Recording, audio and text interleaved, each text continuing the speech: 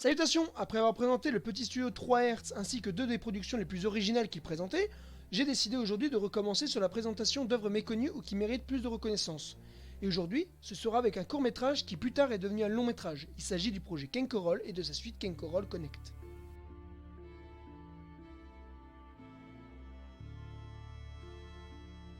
Kenko Roll, premier du nom, est un court métrage de 26 minutes imaginé et réalisé par Yuki Atsuya sorti en 2009.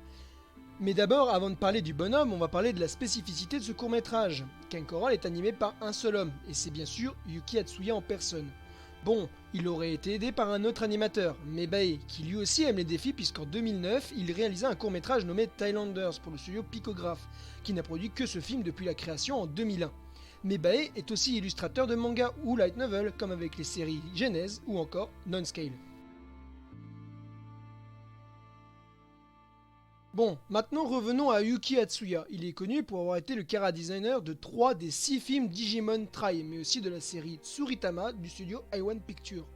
Il a aussi écrit et dessiné quelques mangas, mais sans grande réussite, sinon mis à part ça, il a eu une carrière plutôt discrète. Quant à la composition musicale, elle est laissée à Ryo, connu pour son travail sur Black Rock Shooter, ou encore ses arrangements d'ending ou opening sur de multiples séries.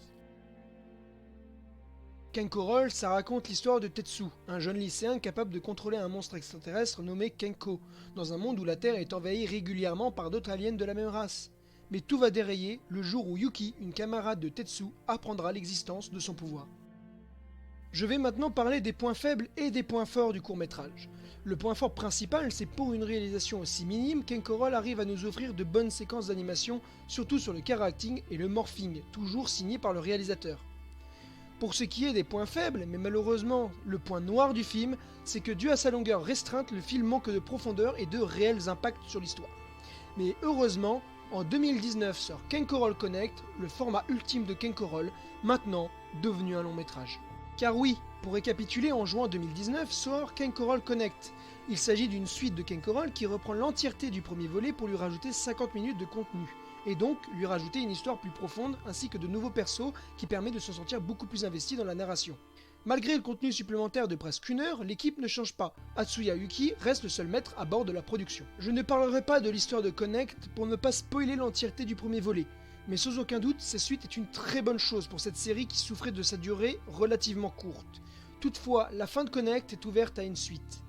Et cette fin ouverte est logique, puisque lors de la sortie du film au Japon, le réalisateur a assuré que la production d'un troisième volet était déjà commencée, et qu'il conclurait les aventures de Kenko, Yuki et évidemment Tetsu. Il nous a même gratifié d'une image, que voici.